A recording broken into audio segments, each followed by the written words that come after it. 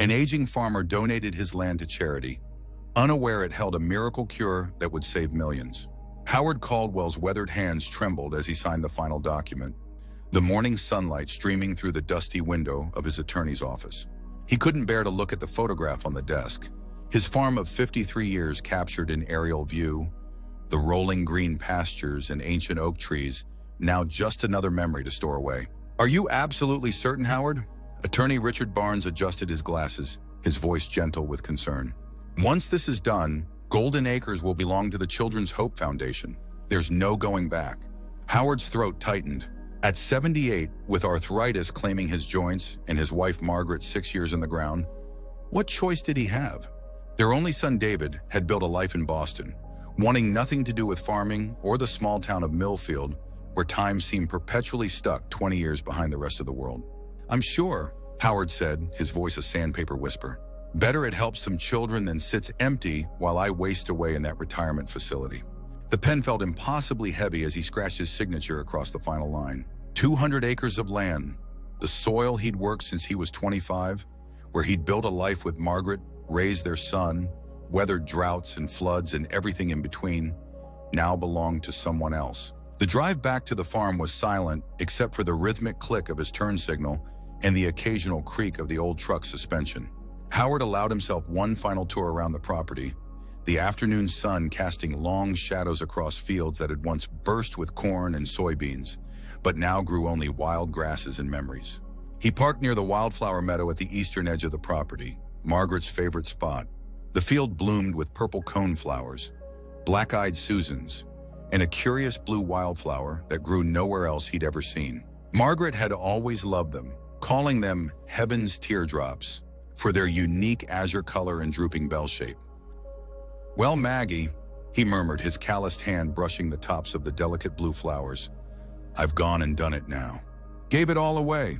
A warm breeze lifted his thinning white hair, and for a moment he could almost feel her hand on his shoulder, smell the lavender soap she'd always used. Howard allowed a single tear to track down his weathered face before wiping it away with a rough thumb. He had 2 weeks before he needed to vacate the property. 2 weeks to pack up half a century of living. 2 weeks to say goodbye to the only home he'd ever truly known. Triple asterisk, Doctor. Eliza Chen stared at the email on her screen, fighting the crushing weight of despair. The pharmaceutical company had pulled their funding. Again. Her research into rare autoimmune disorders, specifically Treacher's syndrome, which was destroying thousands of lives each year, had hit another dead end. Not profitable enough. Her department head had explained apologetically. They need guarantees of market viability. Market viability. As if the children suffering from Treacher's weren't viable enough reason.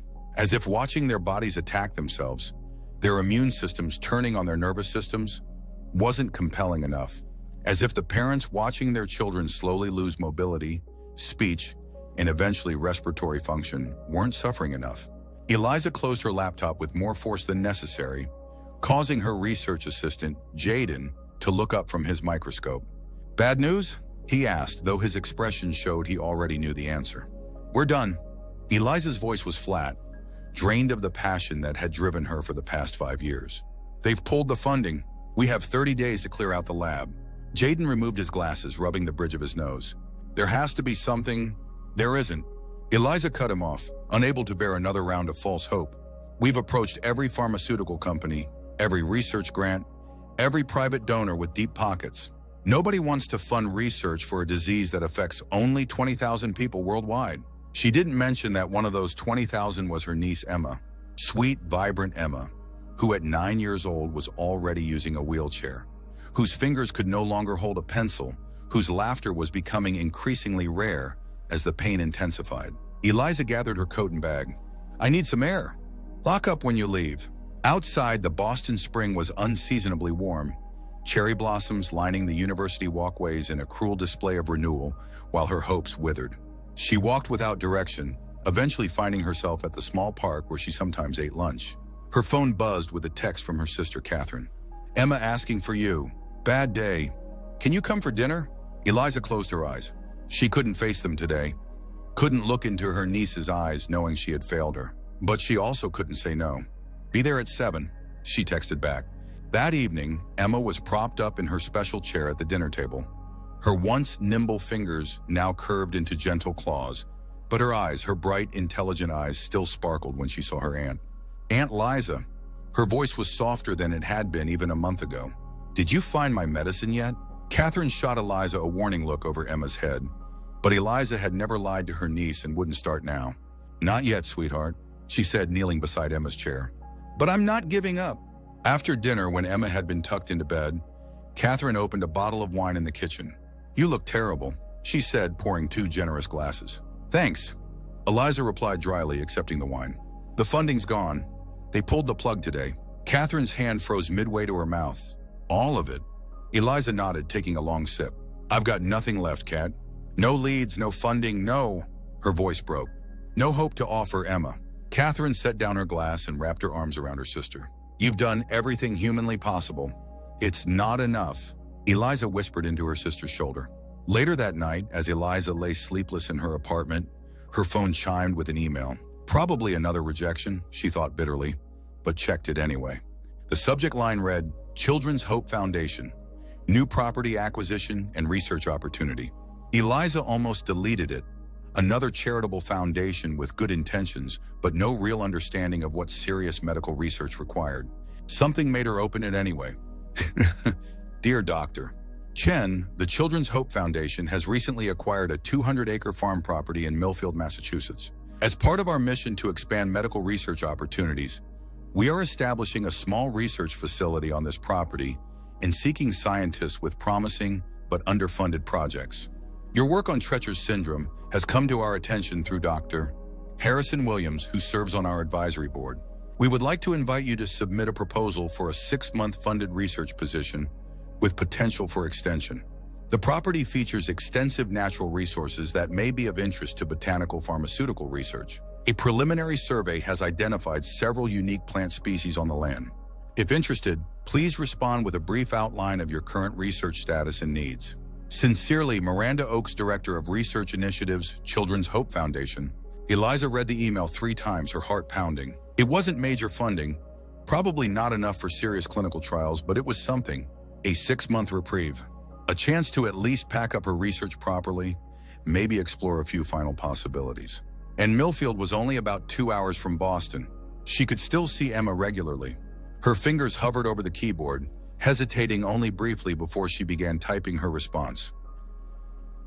Howard sat on the porch of his farmhouse, watching the moving truck pull away with the last of his furniture.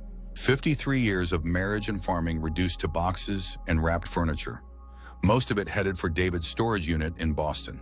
Howard had kept only what would fit in his small room at Sunny Pines Retirement Community. Some clothes, photographs, and Margaret's quilts. The blue wildflowers swayed in the afternoon breeze, seeming to wave goodbye. Howard fought the urge to walk through the meadow one last time. Better to make a clean break. His phone rang, David checking in. "Hi, son." Howard answered, his voice steadier than he felt. "Hey, Dad. The movers called. They're on schedule to deliver everything to storage tomorrow. How are you holding up?" Howard gazed across the empty fields. "I'm fine. Just waiting for my ride to Sunny Pines." There was a pause on the line. "I wish I could be there, Dad. This merger has everyone working overtime, and Jen's due date is so close." "Don't you worry about me," Howard said firmly. "You focus on that wife and baby of yours. I'll be just fine." They chatted a few more minutes before hanging up.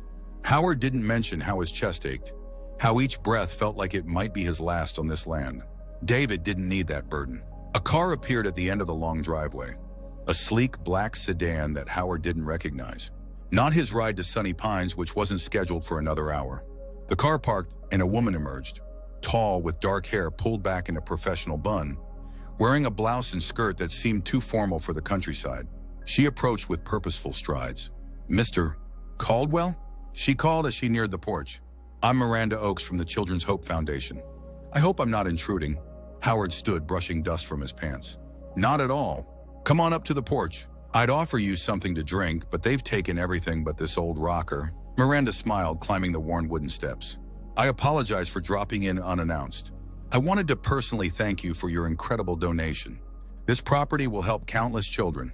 Howard nodded, uncomfortable with gratitude for something that had broken his heart to give away. "Glad it'll be put to good use." "More than you know," Miranda said, her eyes bright with something that looked like excitement. We're establishing a small research facility here. We've already invited a promising scientist to continue her work on a rare childhood disease. A research facility? Here? Howard frowned.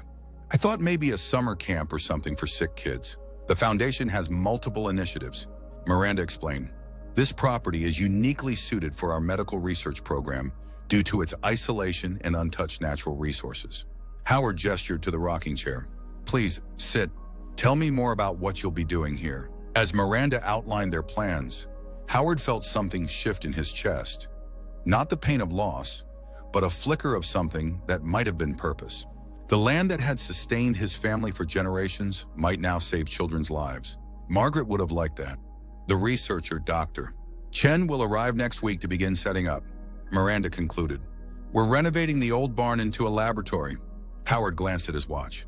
My ride to Sunny Pines will be here soon. Miranda hesitated, then said, Mr. Caldwell, I have an unusual request. Dr. Chen could use someone knowledgeable about the land, the plants, the seasonal changes. Would you consider staying on as a consultant? We could arrange accommodations in town instead of Sunny Pines, Howard finished. You want me to stay? Only if you'd like to, Miranda said quickly. The foundation would compensate you, of course. Howard looked out across the fields to the blue wildflowers nodding in the breeze. Stay on his land, even if it wasn't his anymore? Help someone understand the property he knew like the lines on his own palm? I'd need to check with Sunny Pines about my deposit, he said slowly. Miranda's smile widened. I'll have our finance department handle it. Is that a yes? For the first time in months, Howard felt something other than grief. Yes, I believe it is. Eliza arrived in Millfield on a sunny Tuesday morning, her car packed with essential equipment she couldn't bear to leave behind. The Children's Hope Foundation had arranged for the larger instruments and supplies to be transported separately. She followed her GPS down country roads until she turned onto a long gravel driveway lined with ancient oak trees. At the end stood a white farmhouse with a wide porch, weathered but well-maintained, and behind it a massive red barn. Fields stretched in all directions, some wild with grasses and flowers, others showing the geometric patterns of previous farming. As she parked, an elderly man emerged from the farmhouse. Tall despite a slight stoop, with a shock of white hair and deeply tanned skin, he approached her car with a measured pace. Eliza stepped out, extending her hand. Hello, I'm Dr. Eliza Chen. Howard Caldwell, he replied, his handshake firm and calloused. This was my farm. Eliza sensed the emotion behind the simple statement. It's beautiful. Thank you for letting me work here. A faint smile crossed his weathered face. Wasn't exactly my decision, but Miranda says you're doing important work. Something about sick children? Yes, I researched Treacher's syndrome, an autoimmune disease that primarily affects children. Eliza explained, squinting in the bright sunlight. It's rare but devastating. Howard nodded toward the house. Come on in. Miranda stocked the kitchen and I made some coffee. Inside, the farmhouse was sparsely furnished but clean, with large windows that filled the rooms with light. Howard led her to a kitchen where the coffee pot gurgled on the counter. Miranda said you'd be staying in town, Howard said, retrieving 2 mugs from a cabinet. Millfield Inn. It's small but decent. I'm in the guest house out back. You're staying on the property? Eliza asked, accepting the coffee he offered. Seems I'm your land consultant. Howard replied with a hint of amusement, though I suspect Miranda was just looking for a way to keep me from being shipped off to Sunny Pines. Eliza smiled. Well, I'm grateful for any guidance. I know medicine, not farming. And what exactly are you looking for out here? Howard asked, settling into a chair at the kitchen table. Eliza joined him, wrapping her hands around the warm mug. Honestly, a miracle. She saw his skeptical expression and continued. Many of our most effective medications come from plants. For Treacher's syndrome, we've identified a compound that shows promise, but synthesizing it has been problematic. I'm hoping to find natural sources that might contain similar compounds. Howard's blue eyes, still sharp despite his age, studied her. And you think you'll find this miracle in my fields? I don't know, Eliza admitted, but the preliminary survey identified several unique plant species here. It's worth investigating. Howard was quiet for a moment, then asked, This disease, what does it do to the children? Eliza set down her mug. It causes their immune system to attack their nervous system. They gradually lose motor function, experience increasing pain, and eventually, she stopped, the image of Emma's face flashing in her mind. Eventually they die, Howard finished for her. She nodded, not trusting her voice. Howard stood abruptly. Finish your coffee. Then I'll show you the barn they fixed up for you, and after that, we should walk the property. Daylight's burning. The converted barn exceeded Eliza's expectations. The foundation had installed proper laboratory counters, electrical outlets for her equipment, and even a small climate-controlled room for sensitive testing. Large windows provided natural light, and the high ceiling gave the space an airy feel despite all the equipment. "This is incredible," Eliza murmured, running her hand along a gleaming countertop. "They worked round the clock for 2 weeks," Howard said, watching her from the doorway. "Never seen contractors move so fast." Eliza turned to him with a genuine smile. "Thank you. This is more than I hoped for." Howard shrugged, uncomfortable with her gratitude. "Like I said, wasn't my doing. Ready to see the land?" They spent the afternoon walking the property, Howard pointing out the different areas. The north field where he'd grown corn, the west pasture where cattle had once grazed, the small orchard of apple trees near the house. Eliza took samples of soil and various plants, labeling everything meticulously. As the sun began to lower, Howard led her toward the eastern edge of the property. "There's one more place you should see," he said, his pace slowing slightly. It was my wife's favorite spot." They crested a small hill and Eliza gasped. Before them stretched a meadow filled with wildflowers. Yellows, purples, whites, and most strikingly, patches of vibrant blue flowers, unlike any she'd seen before. "What are those?" she asked, moving closer to the blue blooms. "Margaret called them heaven's teardrops," Howard said softly. "Don't know their proper name. They only grow here, far as I know. Margaret tried transplanting them to her garden, but they never took. Need to be right here in this soil with these conditions." Eliza knelt beside a cluster of the flowers, examining their drooping bell-shaped blooms and unusual color. "They're beautiful. May I take a sample?" Howard hesitated, then nodded. Margaret would have liked knowing they might help someone. Eliza carefully collected several specimens, placing them in separate containers. As she worked, Howard stood silently, his gaze fixed on the swaying blue flowers, lost in memories. That evening, after Howard had shown Eliza to the Millfield Inn and returned to the guest house, he sat on his small porch watching fireflies rise from the fields. The day had been unexpectedly exhausting, not physically, though they'd walked several miles, but emotionally. Showing a stranger around the land that had been his life's work, explaining its rhythms and secrets, had reopened wounds he'd thought were beginning to heal. Yet there had been something comforting about it too. Dr. Chen, Eliza, as she'd asked him to call her, had listened with genuine interest, asking thoughtful questions about the soil composition, the water sources, the seasonal changes. She valued his knowledge in a way his own son never had. Howard sipped his tea, wondering what Margaret would make of all this. She'd always been the one to believe in signs and purposes, in things happening for a reason. Maybe this was why he couldn't bring himself to transplant her beloved blue flowers to Sunny Pines as he'd planned. Maybe they needed to stay right where they were, waiting for someone like Eliza to find them. "You seeing something I'm not, Maggie?" he whispered to the night air. The fireflies pulsed their silent answers, and somewhere in the distance, an owl called. In the following weeks, a rhythm developed. Eliza would arrive at the farm early each morning, often finding Howard already up, tending to the small vegetable garden he'd started near the guest house. They would share coffee on the farmhouse porch before Eliza disappeared into her laboratory for hours of work. Howard kept himself busy with small projects around the property, fixing a loose board on the porch, clearing debris from the small stream that ran through the western field, setting up bird feeders that attracted cardinals and chickadees. Sometimes he would bring Eliza lunch, setting it quietly on a corner of her workspace before slipping out. Other times she would emerge mid-afternoon, eyes red from focusing on microscopes, and suggest they walk to check on a particular area of the property.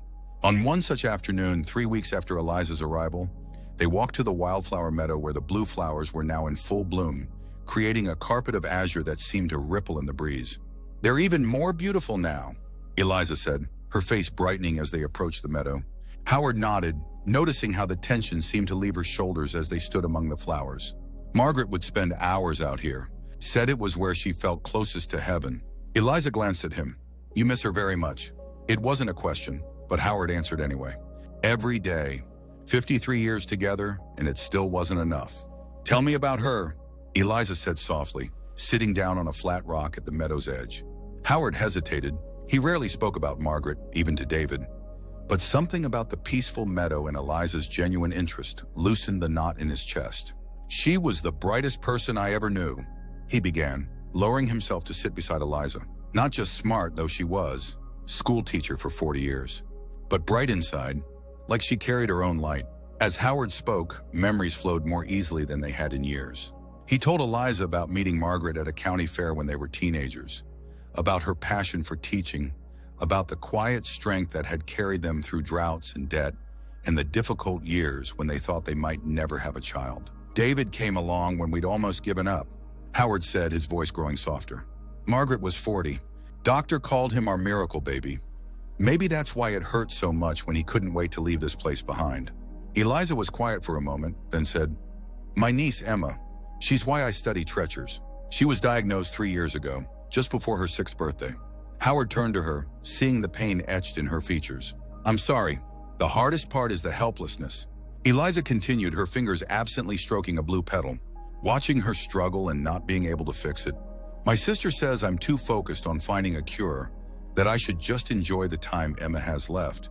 But," her voice caught, "but you can't give up hope."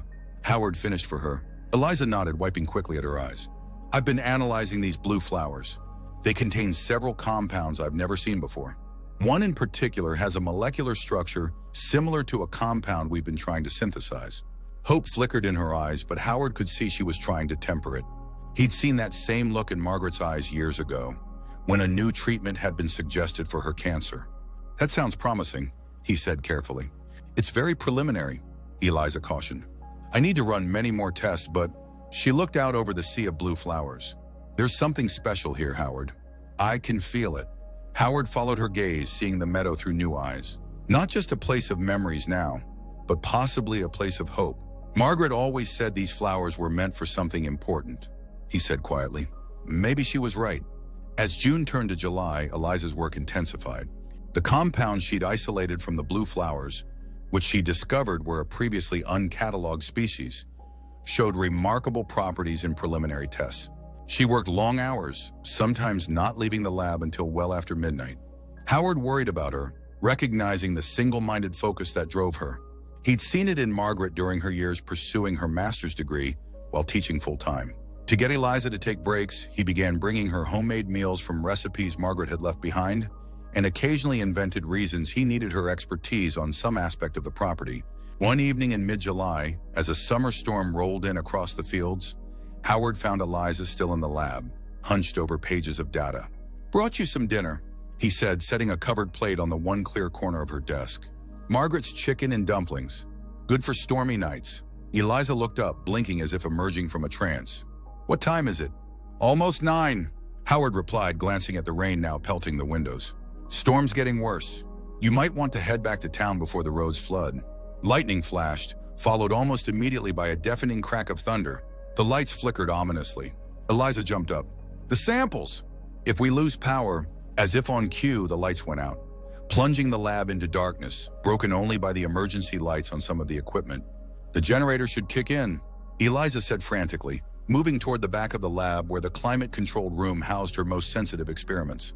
Howard followed, his phone's flashlight illuminating their path. Foundation installed a whole property generator, but it takes a minute to... Another flash of lightning, another thunderous boom, and then a sound like a gunshot from outside. The generator failed to engage. "No, no, no," Eliza muttered, using her own phone's light to check the equipment in the climate-controlled room. "The cooling system's down. If these samples warm up, I'll lose weeks of work." Howard could hear the panic in her voice. "What do you need?" "Ice," Eliza said immediately. "Lots of it. And coolers if you have them." "Stay here," Howard instructed, already moving toward the door. "I've got coolers in the shed and an ice maker in the house." The rain was coming down in sheets as Howard dashed from the barn to the shed, then to the house. His old joints protested the sudden exertion and the dampness, but he ignored the pain. He filled 2 large coolers with ice, then struggled to carry them back to the barn through the storm. Eliza met him at the door, her face pale in the beam of her flashlight. Together they transported the crucial samples into the coolers, working methodically despite the darkness and Eliza's obvious anxiety. "That should hold them for a few hours," she said finally, closing the lid on the second cooler. "Hopefully the power will be back by then." A massive gust of wind rattled the barn doors, and through the windows they could see a large tree branch crash down near the driveway. "You're not driving back to town in this," Howard said firmly. The guest room in the farmhouse is made up. You can stay there tonight." Eliza looked like she might argue, then nodded. "Thank you. I need to check these samples every hour, though." "We'll set an alarm," Howard assured her. "Now come on, let's get to the house before we're swimming there." They made a dash through the downpour to the farmhouse, arriving soaked and breathless on the porch. Inside, Howard found candles and matches, illuminating the kitchen with a warm glow. "You should get out of those wet clothes," he said practically. "There are some of Margaret's things still in the guest room dresser. They might be a bit big on you, but they're dry." While Eliza changed, Howard reheated the chicken and dumplings on the gas stove, which thankfully didn't require electricity. By the time she returned, wearing an oversized flannel nightgown and looking younger somehow, he had set the table with candles and 2 steaming bowls. "This is lovely," Eliza said, sitting down. "Thank you, Howard, for everything." They ate in companionable silence for a while, the storm raging outside while they sat in the cocoon of candlelight. "Tell me about Emma," Howard said eventually. "What kind of girl is she?" A soft smile transformed Eliza's tired face. "She's extraordinary. So brave and funny even now. She loves science. Wants to be a doctor like Aunt Liza when she grows up." Her voice caught on the last words. Howard reached across the table, briefly covering her hand with his. "Margaret always said children are more resilient than we give them credit for." "She was right," Eliza said. "Emma adapts to each new limitation with more grace than I could ever manage. Last month, when her fingers became too weak to hold a pencil, she asked for a voice recorder so she could write her stories by speaking them. Smart." Howard nodded approvingly. "Reminds me of Margaret after her first round of chemo, when her hands would shake too much to grade papers. She recorded audio feedback for her students instead. They talked late into the night, sharing stories of Emma and Margaret, of hope and loss and perseverance. Every hour they trudged through the rain to check on the samples, Howard holding an umbrella over Eliza as she examined the temperature in the coolers. By morning, the storm had passed, leaving behind a washed clean world and a strange new intimacy between them. The power remained out, but a crew from the electric company was already working on the lines when Eliza prepared to leave for town to shower and change. "I'll stay with the samples," Howard promised. "Go get yourself sorted out." Eliza paused at the door. "Howard, what you did last night, rushing out in that storm, staying up all night to help me check the samples. It means more than I can say." Howard felt a flush of embarrassment at her gratitude. "Just being neighborly." "It was more than that," Eliza insisted. "You saved weeks of crucial research. You cared about something that matters to me." She hesitated, then added softly, "Not many people in my life do that anymore. They've all given up on finding a cure for Emma." "Well, I haven't," Howard said firmly. "And neither have you. Now go on, get cleaned up. We've got work to do." August brought a heat wave that baked the countryside, turning fields golden and making the air shimmer above the asphalt roads. In the wildflower meadow, the blue flowers thrived despite the heat, their color more intense than ever. Eliza's research progressed rapidly. The compound from the blue flowers, which she had tentatively named Caldwellin, after Howard showed remarkable promise in lab tests. It appeared to slow or even reverse some of the neurological damage typical in Treacher's syndrome. "I need to begin testing on cell cultures from Treacher's patients," she explained to Howard one evening as they sat on the farmhouse porch, seeking relief from the day's heat. "I've requested samples from my old lab in Boston."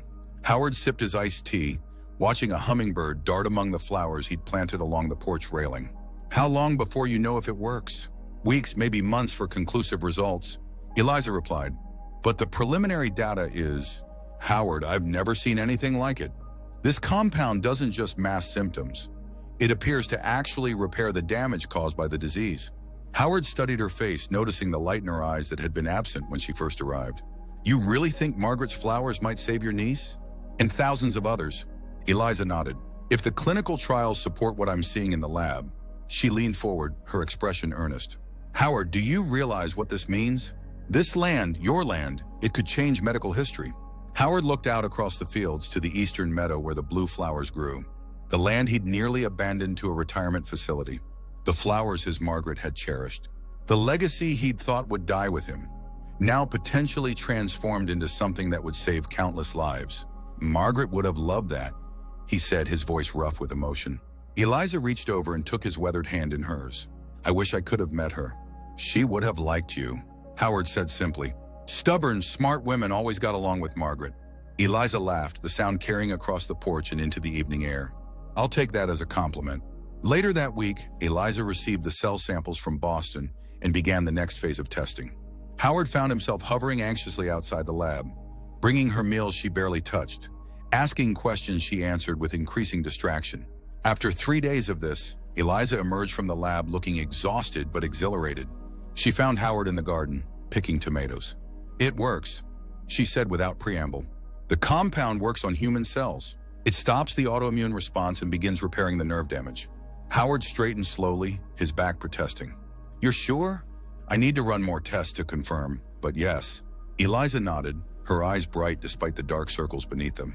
"Howard, we need to contact the foundation immediately. This is bigger than my 6-month research grant. We need to start preparing for clinical trials, for production scaling."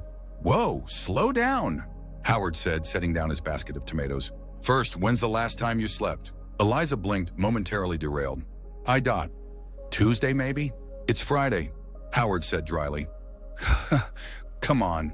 Food, then sleep. The miracle cure will still be there after you've rested." He led her to the farmhouse, where he made her eat a proper meal before sending her upstairs to the guest room, with strict instructions to sleep for at least 8 hours. She was too exhausted to argue. While Eliza slept, Howard walked to the wildflower meadow, to Margaret's blue flowers that might hold the key to saving children's lives. He sat among them as the sun began to set, feeling a curious mix of emotions: pride, grief, joy, wonder. "You knew, didn't you, Maggie?" he murmured to the swaying blooms. "Somehow you knew these flowers were special." As darkness fell, Howard made his decision. He returned to the farmhouse and made a phone call to his son, David, for the first time sharing the full story of what had been happening at the farm. September brought cooler temperatures and a flurry of activity to the farm. After Howard and Eliza contacted Miranda at the Children's Hope Foundation with news of the breakthrough, things moved with astonishing speed. Additional researchers arrived to confirm Eliza's findings. Pharmaceutical representatives visited to discuss potential partnerships. Lawyers appeared with paperwork about patents and intellectual property rights. Through it all, Howard remained a steady presence, sometimes bewildered by the scientific and legal discussions, but always supportive of Eliza, who navigated the chaos with growing confidence. "They want to name it after you," Eliza told him one evening as they escaped the crowd of visitors for a quiet walk to the wildflower meadow. "Caldwell's Cure. It's catchy," Howard snorted. "Should be called Chen's Cure. You're the one who found it." "But it was your land, your wife's flowers," Eliza insisted. "Without you donating this property, without you staying on to help me understand it, I would never have discovered the compound." They reached the meadow just as the sun was setting, painting the blue flowers with golden light. Howard paused, taking in the beauty of it. "I've been thinking," he said slowly, "about what happens next." Eliza turned to him, her expression curious. "What do you mean?" "These flowers," Howard gestured to the meadow. "They only grow here, nowhere else. Margaret tried for years to transplant them, but they need this specific soil, this specific environment. Yes, that's why we're planning to establish a permanent research and cultivation facility here." Eliza nodded. "The foundation's already approved the funding." "I know," Howard said, "but I've been talking with David, my son. He's a lawyer, specializes in environmental protection. He says we need to be careful about how this land is used going forward to make sure these flowers are protected even after—" He hesitated. "Even after I'm gone." Eliza's face softened. "Howard, let me finish," he said gently. "David's drawn up papers creating a trust for the land. The Children's Hope Foundation will still have access for research and cultivation, but there are strict protections for the wildflower meadow and surrounding ecosystem. No development, no chemicals, nothing that might harm the flowers." "That's wonderful," Eliza said. "The foundation will agree to those terms, I'm sure of it." Howard nodded, then added, "There's one more thing. The trust includes provisions for a small research facility to be named after Margaret, and a scholarship fund for students studying rare diseases." Eliza's eyes widened. "Howard, that's incredibly generous, but the cost—" "I'm not as poor as I look," Howard said with a small smile. "Farming doesn't make you rich, but Margaret and I saved carefully. And it turns out, when a miracle cure is discovered on your former property, pharmaceutical companies are quite eager to make deals." Eliza laughed, shaking her head in wonder. "You never cease to amaze me, Howard Caldwell." "There's something else," Howard said, his expression growing more serious. "I'd like to meet Emma. If that's all right with you and your sister." Eliza's breath caught. "You want to meet Emma? If she's up for visitors?" Howard nodded. David and his wife are coming next weekend. Their first time back to the farm in years. I thought maybe you could bring Emma and your sister too. Sort of a celebration. Tears filled Eliza's eyes. She'd love that. We all would. Howard cleared his throat, suddenly emotional. Good. That's good.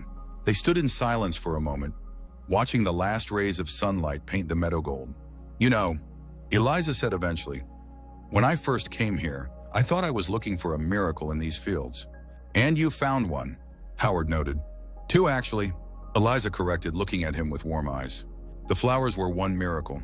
But meeting you, Howard, that was another kind of miracle entirely. Howard felt a warmth spread through his chest that had nothing to do with the evening sun. Margaret always said everything happens for a reason. I never quite believed her until now. The following Saturday dawned clear and cool, a perfect early autumn day. Howard had been up since dawn, moving with nervous energy as he prepared the farmhouse for visitors. He'd cleaned and dusted, arranged flowers from the garden in vases throughout the house, and baked Margaret's famous apple pie with fruit from the orchard. David and his very pregnant wife Jennifer arrived first, driving up the long driveway in their city SUV. Howard stood on the porch, his heart pounding as his son stepped out of the car. It had been nearly 2 years since they'd seen each other in person. Dad, David called, striding toward the porch with a smile that reminded Howard painfully of Margaret. Place looks great. They embraced somewhat awkwardly, years of distance not easily bridged by a single hug, but it was a start. Jennifer joined them, her rounded belly preceding her up the porch steps. Mr. Caldwell, it's so nice to finally meet you in person, she said warmly, accepting his gentle hug. Howard, please, he insisted. And that grandchild of mine better not come early. I've got the nursery all planned out in the guest house for when you visit. David looked surprised. You're planning to stay here? I thought. Plans change, Howard said simply. This is home. Always will be. Before David could respond, another car appeared at the end of the driveway. Howard recognized Eliza at the wheel and felt his pulse quicken. That's Dr. Chen, he told David and Jennifer, and her sister and niece. They watched as Eliza parked and got out, then moved to help a young girl from the back seat. Even from a distance, Howard could see the girl used a wheelchair, which Eliza unfolded and helped her into with practiced ease. A woman who strongly resembled Eliza, her sister Catherine, Howard presumed, emerged from the passenger side. Howard descended the porch steps, moving toward them with purpose. Eliza looked up and smiled, waving him over. Howard, she called, come meet my family. As he approached, Howard's focus was entirely on the girl in the wheelchair. Small for her age, with dark hair like her aunt's, and bright, intelligent eyes that watched him curiously. Despite the obvious physical limitations, her thin arms, the unnatural position of her hands, there was a vibrancy about her that reminded him powerfully of Margaret. Emma, Eliza said, this is my friend Howard Caldwell, the one I told you about. Howard, this is my niece, Emma Chen. Howard knelt carefully beside the wheelchair, bringing himself to eye level with the child. Hello, Emma. I've heard so much about you. Emma studied him with unabashed interest. Aunt Liza says your wife's flowers might make me better. Emma, her mother cautioned gently, but Howard shook his head. It's all right, he assured Catherine, then turned back to Emma. Yes, that's what we're hoping. Would you like to see the flowers? Emma's face lit up. Can I? Mom said I might have to stay on the porch because of my chair. Nonsense, Howard said firmly. I know every inch of this land. We'll find a way to get you there. And they did. After introductions were made all around, Howard led the group toward the eastern meadow. The path was too rough for Emma's wheelchair, so David and Howard took turns carrying her, while Eliza and Catherine followed with the chair for when they reached the meadow's edge. Emma's delight when she saw the sea of blue flowers was worth every twinge in Howard's back. They set up her chair at the edge of the meadow, and Howard carefully picked one perfect blue flower, bringing it to her. My Margaret called these heaven's teardrops, he told her, placing the delicate bloom in her cupped hands. She said they were magic. Emma brought the flower close to her face, examining it with scientific curiosity that reminded Howard of Eliza. It's the prettiest blue I've ever seen, she declared. Like the sky and the ocean had a baby. Howard laughed, a full, rich sound that surprised even him. That's exactly what Margaret used to say. They spent the morning by the meadow, then returned to the farmhouse for lunch. Howard watched as David engaged Eliza in conversation about the legal protections for the land, as Jennifer and Catherine discovered a shared interest in education, as Emma explored the farmhouse with curious eyes, asking questions about every photograph and keepsake. This house, which had felt so empty after Margaret's death, was now filled with voices and laughter. The land which he had been prepared to abandon was now promising new life in more ways than one. After lunch, while the others relaxed on the porch, Howard found himself alone in the kitchen with Eliza as they cleaned up. "Thank you for today," she said quietly, passing him a plate to dry. "Seeing Emma here, meeting your son, it means a lot to all of us." Howard nodded, his throat tight with emotion. "Having you all here, it's how this place should be, full of life." Eliza set down the dish she was washing and turned to face him fully. "Howard, I got a call this morning from the FDA. They fast-tracked our application for clinical trials based on the data. We could begin treating patients, including Emma, within months, not years." Howard's hands stilled on the dish towel. "That's soon. It's unprecedented," Eliza admitted. "But the results are so promising, and Treacher's is so devastating with no existing treatments." She took a deep breath. "What I'm trying to say is, there's real hope now. For Emma. For all the children with Treacher's." Howard set down the towel and, in a gesture that felt as natural as breathing, opened his arms. Eliza stepped into his embrace, her tears dampening his shirt as he held her. "Margaret always said everything happens for a reason," he murmured against her hair. "Giving up this land was the hardest thing I've ever done. But if you hadn't, Eliza finished, looking up at him with shining eyes. "Thousands of children might have lost their chance at life, including Emma." From the porch came the sound of Emma's laughter, bright and clear in the afternoon air. Howard and Eliza moved to the window to see David showing his niece how to feed the chickadees that had gathered at the bird feeder. "I never thought I'd have family here again," Howard said softly. Eliza slipped her hand into his. "Life has a way of surprising us." Howard squeezed her hand gently. "That it does." Outside, the blue wildflowers swayed in the autumn breeze, their magic no longer a secret. The land that Howard had loved and tended for over 50 years had yielded an unexpected harvest. Not of corn or soybeans, but of hope and healing and second chances. An aging farmer had donated his land to charity, unaware it held a miracle cure that would save millions. But perhaps the greatest miracle of all was how, in giving away what he loved most, Howard Caldwell had found something he never expected: a new purpose, a new family, and a legacy that would bloom long after he was gone, as enduring and beautiful as Margaret's heaven's teardrops.